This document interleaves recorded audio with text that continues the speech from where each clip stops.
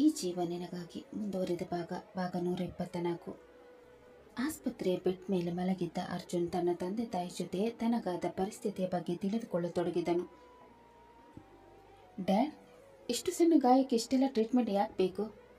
ನನಗೆ ಇಲ್ಲಿ ಇರೋಕ್ಕೆ ಆಗ್ತಾ ಇಲ್ಲ. ನಾನು ಮನೆಗೆ ಹೋಗಬೇಕು. ನನ್ನನ್ನು ಮನೆಗೆ ಕರ್ಕೊಂಡು ಹೋಗಿ ಡ್ಯಾಡ್. ಇವತ್ತು ಒಂದು ದಿವಸ ಇಲ್ಲೇ ಇರಬೇಕಂತ ಡಾಕ್ಟರ್ ಹೇಳಿದ್ದಾರೆ. ನಾಳೆ ಬೆಳಿಗ್ಗೆನೇ ಡಿಸ್ಚಾರ್ಜ್ ಮಾಡ್ಕೊಂಡು ಕರ್ಕೊಂಡು ಹೋಗ್ತೇನೆ. ಏನು ಡ್ಯಾಡಿ ನೀವು?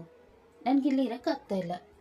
ಹೋಗಲಿ, ನನ್ನ ಮೊಬೈಲಲ್ಲಿ ಅದಾದರೂ ಕೊಡಿ ಅಂತ ಅವನು ಹೇಳುತ್ತಿರುವಾಗ ಆದ್ಯಳ ಕಾಲ್ ಬರುವುದನ್ನು ಗಮನಿಸಿದ ಅವರು ಕೂಡಲೇ ಮೊಬೈಲ್ ತಗೊಂಡು, ಇವತ್ತು ನೀನು ಮೊಬೈಲ್ ಯೂಸ್ ಮಾಡೋ ಹಾಗಿಲ್ಲ.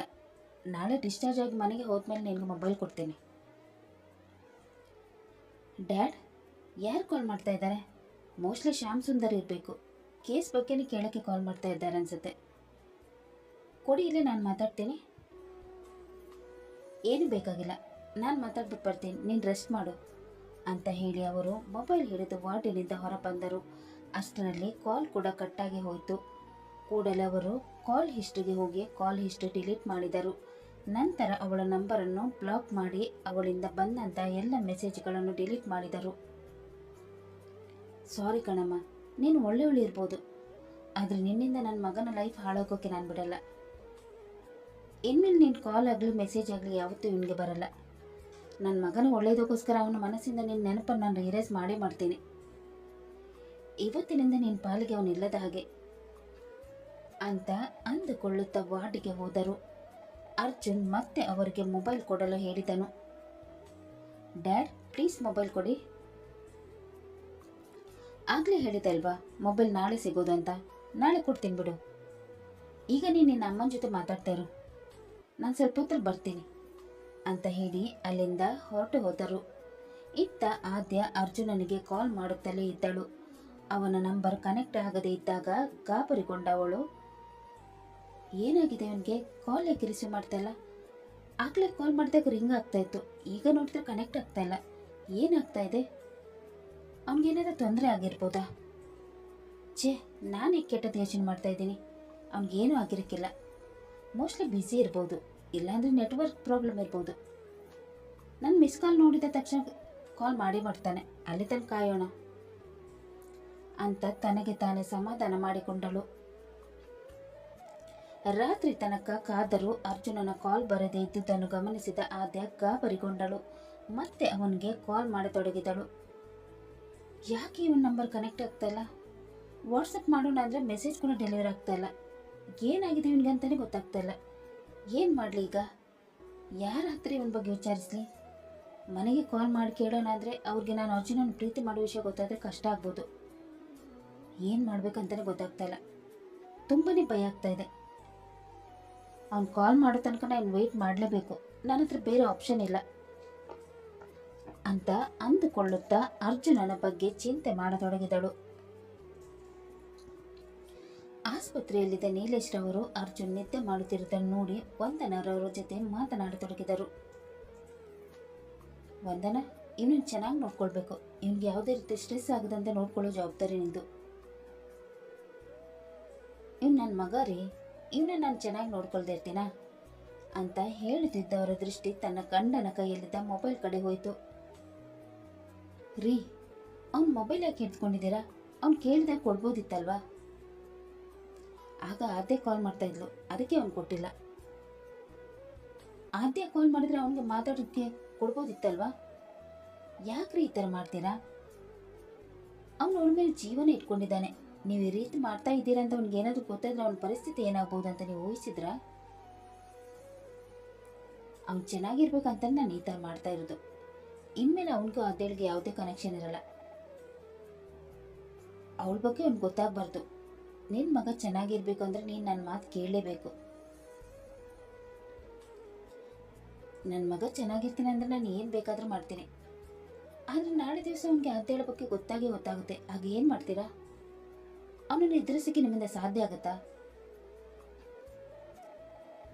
ಅವನಿಗೆ ಹೇಗೆ ಗೊತ್ತಾಗುತ್ತೆ? ಯಾರಾದರೂ ಹೇಳಿದ್ರೆ ತಾನೇ ಗೊತ್ತಾಗೋದು. ಇವತ್ತು ನೀವು ಆದ್ಯಳ ಕಾಲನ್ನು ಇಗ್ನೋರ್ ಮಾಡಿದ್ರಿ, ಆದರೆ ಅವಳು ಮತ್ತೆ ಕಾಲ್ ಮಾಡ್ತಾಳಲ್ವಾ, ಅವಾಗ ಏನು ಮಾಡ್ತೀರಾ? ಅವಳಿಗೆ ಸಂಬಂಧಪಟ್ಟ ಎಲ್ಲ ಡೀಟೇಲ್ಸನ್ನು ನಾನು ಎರೇಸ್ ಮಾಡಿದ್ದೀನಿ. ಅವಳಿಗೆ ಬ್ಲಾಕ್ ಕೂಡ ಮಾಡಿದ್ದೀನಿ. ಇನ್ಮೇಲೆ ಅವಳು ಇನ್ನೊಂದು ಕಾಂಟ್ಯಾಕ್ಟ್ ಮಾಡೋಕ್ಕೆ ಎಷ್ಟೇ ಪ್ರಯತ್ನಿಸಿದ್ರೂ ಅದಾಗಲ್ಲ. ಸರಿ, ನೀವು ಹೇಳಿದಾಗ ಈಗೆಲ್ಲ ನಡೀತೆ. ಆದರೆ ನಾಳೆ ದಿವಸ ಅವನು ಬೆಂಗಳೂರಿಗೆ ಹೋಗ್ತಾನಲ್ವಾ, ಆಗ ಏನು ಮಾಡ್ತೀರಾ? ಅಲ್ಲಿ ಆಗದೆ ಇರ್ತಾಳೆ, ಅವಳು ಇವನ ಹತ್ರ ಬಂದು ಮಾತಾಡದೇ ಇರ್ತಾಳಾ? ಮುಂದಿನ ಭಾನುವಾರನೇ ಅವನ ಎಂಗೇಜ್ಮೆಂಟ್. 3ನೇ ತಿಂಗಳಲ್ಲಿ ಬೆಂಗಳೂರಲ್ಲಿ ಅವನ ಮದುವೆ ನಡೆಯೋದು. ಹುಡುಗಿ ಮನೆಯವ್ರ ಜೊತೆ ಮಾತುಕತೆ ಎಲ್ಲಾಗಿದೆ. ಅವರು ಇಚ್ಛೆಯಿಂದ ಬೆಂಗಳೂರಲ್ಲೇ ಮದುವೆ ನಡೆಯೋದು. ಎಂಗೇಜ್ಮೆಂಟ್ ಆದ ಕೂಡಲೇ ನಾವು ಬ್ಯಾಂಗ್ಳೂರಿಗೆ ಶಿಫ್ಟ್ ಆಗ್ತಾ ಇದ್ವಿ. ಅಲ್ಲೇ ಒಂದು ಮನೆ ನೋಡಿ ನಾವು 3 ಜನ ಅಲ್ಲೇ ಇರೋಣ. ಅದೇಳಿ ನೀವು ನನ್ನ ಹೇಗೆ ದೂರ ಮಾಡ್ಬೇಕಂತ ನಂಗೆ ಚೆನ್ನಾಗೇ ಗೊತ್ತು. ಅದಕ್ಕೆಲ್ಲ ಅರೇಂಜ್ಮೆಂಟ್ ನಾನು ಮಾಡ್ತೀನಿ. ನೀನು ನಿನ್ನ ಮಗನನ್ನು ಚೆನ್ನಾಗಿ ನೋಡ್ಕೊಂಡಿರ್ತ ಕಡೆ ಗಮನ ಕೊಡು. ಅದನ್ನು ಬಿಟ್ಟು ಬೇಡದನ್ನೆಲ್ಲ ಚಿಂತೆ ಮಾಡೋಕ್ಕೆ ಹೋಗ್ಬೇಡ. ಯಾಕ್ರಿ ನಿಮ್ಮ ಮಗನ ಲೈಫಲ್ಲಿ ನೀವೇ ವಿಲನ್ ಆಗ್ತಾ ಇದ್ದೀರಾ? ಆತೆ ತುಂಬ ಒಳ್ಳೆಯವಳು. ಅವನ ಜೊತೆ ನಮ್ಮ ಮಗನ ಮದುವೆ ಮಾಡಿಸಿದ್ರೆ ಅವ್ನು ತುಂಬ ಚೆನ್ನಾಗಿರ್ತಾನೆ. ಅವ್ನ ಲೈಫ್ ಹಾಳು ಮಾಡೋಕ್ಕೆ ಹೋಗ್ಬಿಡ್ರಿ. ವಂದನ, ಇದೆಲ್ಲ ನಾನು ನಮ್ಮ ಮಗನ ಒಳ್ಳೇದಕ್ಕೆ ಮಾಡ್ತಾ ಇರೋದು. ನಮ್ಮ ಮಗನಿಗೆ ಈಗ ನೋಡಿರೋ ಹುಡುಗಿ ತುಂಬಾ ಒಳ್ಳೆಯವಳು. ಅವ್ಳು ಖಂಡಿತವಾಗ್ಲೂ ನಮ್ಮ ಮಗನ ಚೆನ್ನಾಗಿ ನೋಡ್ಕೊತಾಳೆ. ನಮ್ಮ ಮಗನಿಗೆ ಇಷ್ಟೆಲ್ಲ ತೊಂದರೆ ಆದರೂ ಅವನನ್ನೇ ಮದುವೆ ಆಗಿ ಒಪ್ಕೊಂಡ್ಲ ಅಂದರೆ ಅದು ಅವಳು ದೊಡ್ಡ ಗುಣ. ಅಂಥ ಒಳ್ಳೆ ಹುಡುಗಿಯನ್ನು ಬೇಡ ಅನ್ನಕ್ಕೆ ಹೋಗ್ಬೇಡ. ನನ್ನ ಮಾತು ಕೇಳು, ಎಲ್ಲ ಒಳ್ಳೇದಾಗುತ್ತೆ. ನಾನು ತಗೊಂಡಿರೋ ಡಿಸಿಷನ್ನಿಂದ ಎಲ್ಲರೂ ಚೆನ್ನಾಗಿರ್ತಾರೆ ಅಂತ ಹೇಳುತ್ತಾ ವಂದನರವರನ್ನು ಸಮಾಧಾನ ಮಾಡತೊಡಗಿದರು. ವಿಧಿ ಇಲ್ಲದೆ ಅವರು ಒಲ್ಲದ ಮನಸ್ಸಿನಿಂದ ಮಗನಿಗೋಸ್ಕರ ತನ್ನ ಗಂಡನ ಮಾತಿಗೆ ಒಪ್ಪಿಗೆ ಸೂಚಿಸಿದರು. ಮರುದಿನ ಬೆಳಿಗ್ಗೆ ಡಾಕ್ಟರ್ ಅರ್ಜುನನನ್ನು ಮತ್ತೆ ಚೆಕಪ್ ಮಾಡಿ ನೀಲೇಶ್ ರವರ ಹತ್ತಿರ ಬಂದು, ಇವತ್ತು ನೀವು ನಿಮ್ಮ ಮಗನನ್ನು ಡಿಸ್ಚಾರ್ಜ್ ಮಾಡಿ ಕರೆದುಕೊಂಡು ಹೋಗಿ. ನೆನಪಿರಲಿ, ನಾನು ಹೇಳಿದ ಮಾತನ್ನು ಚಾಚು ತಪ್ಪದೆ ಪಾಲಿಸಿ. ಒಂಚೂರು ಹೆಚ್ಚು ಕಮ್ಮಿ ಆದರೆ ಅವ್ನ ಜೀವಕ್ಕೆ ಅಪಾಯ ಆಗ್ಬೋದು. ಕೊಟ್ಟ ಮೆಡಿಸಿನನ್ನು ಕರೆಕ್ಟಾಗಿ ಟೈಮ್ ಟು ಟೈಮ್ ಕೊಡಿ. ನೀವು ಎಷ್ಟು ಚೆನ್ನಾಗಿ ಅವನನ್ನು ನೋಡ್ಕೊಳ್ತಾರೋ ಅಷ್ಟು ಬೇಗ ಅವನು ಕ್ಯೂರ್ ಆಗ್ಬೋದು. ಡಾಕ್ಟರ್, ಸದ್ಯದಲ್ಲೇ ಅವ್ನ ಮದುವೆ ಇದೆ. ಅವ್ನು ಬೆಂಗಳೂರಲ್ಲಿ ವರ್ಕ್ ಮಾಡೋದು. ಅದಕ್ಕೋಸ್ಕರ ನಾವು ಬೆಂಗಳೂರಿಗೆ ಶಿಫ್ಟ್ ಆಗ್ತಾ ಇದ್ದೀವಿ. ಓ, ದಟ್ಸ್ ಗ್ರೇಟ್. ಕಂಗ್ರ್ಯಾಚುಲೇಷನ್. ಬೆಂಗಳೂರಿಗೆ ಹೋಗ್ತಾ ಇದ್ದೀರಿ ಅಂದರೆ ಅಲ್ಲಿ ನನಗೆ ಗೊತ್ತಿರೋ ಒಬ್ಬರು ಡಾಕ್ಟರ್ ಇದ್ದಾರೆ. ನೀವು ಅವರ ಹತ್ತಿರ ನಿಮ್ಮ ಮಗನನ್ನು ಕರೆದುಕೊಂಡು ಹೋಗ್ಬೋದು. ನಾನೊಂದು ಚೀಟಿಯಲ್ಲಿ ಅವ್ನ ನಂಬರ್ ಬರೆದು ಕೊಡ್ತೀನಿ. ಬೆಂಗಳೂರಿಗೆ ಹೋದ್ಮೇಲೆ ನೀವು ಅವರನ್ನು ಕಾಂಟ್ಯಾಕ್ಟ್ ಮಾಡಿ. ನಾನು ಇಲ್ಲಿಂದ ಅವ್ರಿಗೆ ಕಾಲ್ ಮಾಡ್ತೀನಿ. ನೀವು ಜಸ್ಟ್ ನನ್ನ ಹೆಸರು ಹೇಳಿ ಹೋದ್ರೆ ಆಯಿತು. ಥ್ಯಾಂಕ್ ಯು ಡಾಕ್ಟರ್, ನಿಮ್ಮಿಂದ ತುಂಬಾ ಉಪಕಾರ ಆಯಿತು. ನಿಮ್ಮ ಈ ಉಪಕಾರ ನಾನು ಯಾವತ್ತೂ ಮರೆಯಲ್ಲ. ಅದರಲ್ಲಿ ಉಪಕಾರ ಎಲ್ಲಿಂದ ಬಂತು? ನಾನು ಡಾಕ್ಟರ್ ಆಗಿ ನಾನು ಕರ್ತವ್ಯ ಮಾಡ್ತಾ ಇದ್ದೀನಿ ಅಷ್ಟೇ. ಸರಿ, ನೀವೇನು ಫಾರ್ಮಾಲಿಟಿ ಪೂರ್ತಿ ಮಾಡಿ ಅವನನ್ನು ಡಿಸ್ಚಾರ್ಜ್ ಮಾಡಿ ಕರ್ಕೊಂಡು ಹೋಗಿ ಅಂತ ಹೇಳಿ ಅಲ್ಲಿಂದ ಹೊರಟು ಹೋದರು. ನಂತರ ನೀಲೇಶ್ ರವರು ಫಾರ್ಮಾಲಿಟಿ ಪೂರ್ತಿ ಮಾಡಿ ಅರ್ಜುನನನ್ನು ಡಿಸ್ಚಾರ್ಜ್ ಮಾಡಿ ಮನೆಗೆ ಕರೆದುಕೊಂಡು ಹೋದರು.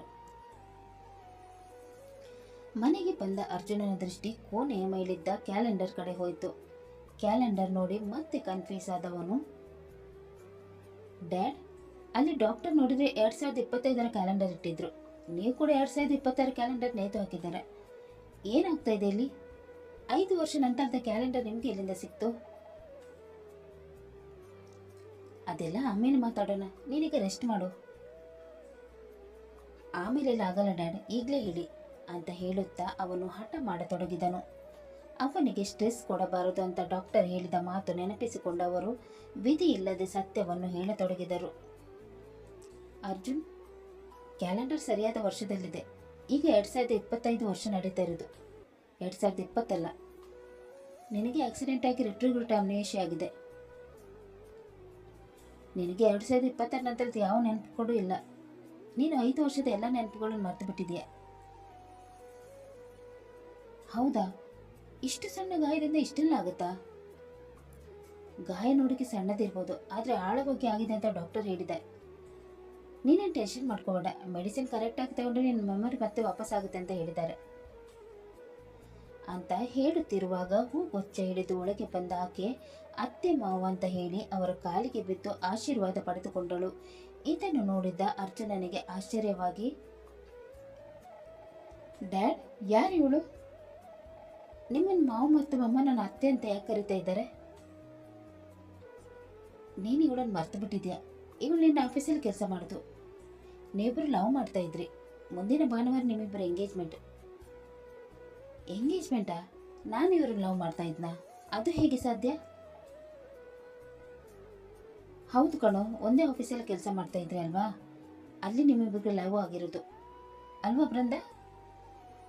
ಹೌದು ಮಾವ ಅಂತ ಹೇಳಿದವಳು ಅರ್ಜುನನ ಹತ್ತಿರ ಬಂದು ಹೂಗುಚ್ಛವನ್ನು ಅವನಿಗೆ ನೀಡಿ, ಹೇಗಿದ್ದೀರಾ ನೀವು?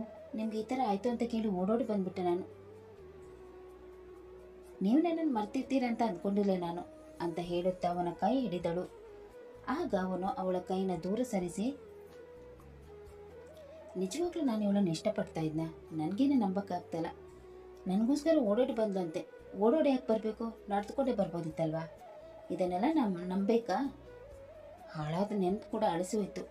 ಇಲ್ಲಾಂದ್ರೆ ಅದು ಹೇಗೆ ನಾನು ಇವಳನ್ನು ಒಪ್ಕೊಂಡೆ ಅಂತ ತಿಳ್ಕೊಳ್ಬೋದಿತ್ತು ಅಂತ ಮನಸ್ಸಿನಲ್ಲಿ ಅಂದುಕೊಳ್ಳುತ್ತಾ ಅವಳ ಕಡೆ ನೋಡಿ, ಹೌದು, ಮೊದಲು ಯಾರು ಪ್ರಪೋಸ್ ಮಾಡಿದ್ದೆ, ನೀವು ಅಥವಾ ನಾನಾ? ಅರ್ಜುನ್, ಮೊದಲು ನೀವೇ ನನಗೆ ಪ್ರಪೋಸ್ ಮಾಡಿದ್ದು.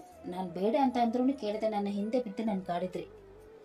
ಹಾಗಾಗಿ ನಾನು ಕೊನೆಗೆ ನಿಮ್ಮನ್ನು ಒಪ್ಕೊಂಡ್ಬಿಟ್ಟೆ. ಇವಳ ಹಿಂದೆ ಬಿದ್ದು ನಾನು ಇವಳನ್ನು ಕಾಡಿದ್ನಾ? ಅದೇ ಹೇಗೆ? ನನ್ನ ಟೇಸ್ಟ್ ಅಷ್ಟು ಬೇಗ ಚೇಂಜ್ ಆಯ್ತಾ? ಒಳ್ಳೆ ವಂಡರ್ಗಪ್ಪೆ ಥರ ಇದ್ದಾಳೆ ಇವಳು. ನಿಜವಾಗ್ಲೂ ನಾನು ಇವಳನ್ನು ಲವ್ ಮಾಡಿದ್ನಾ?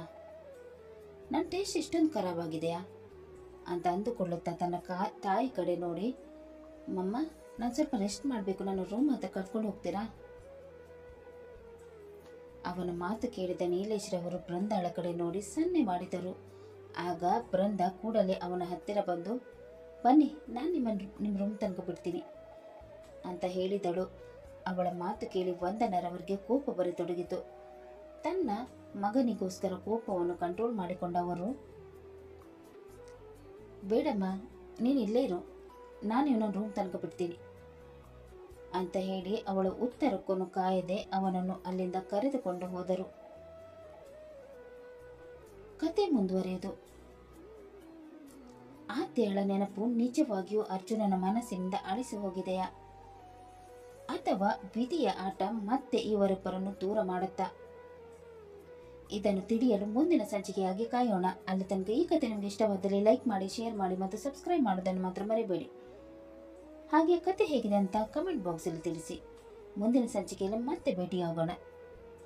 ಧನ್ಯವಾದಗಳು.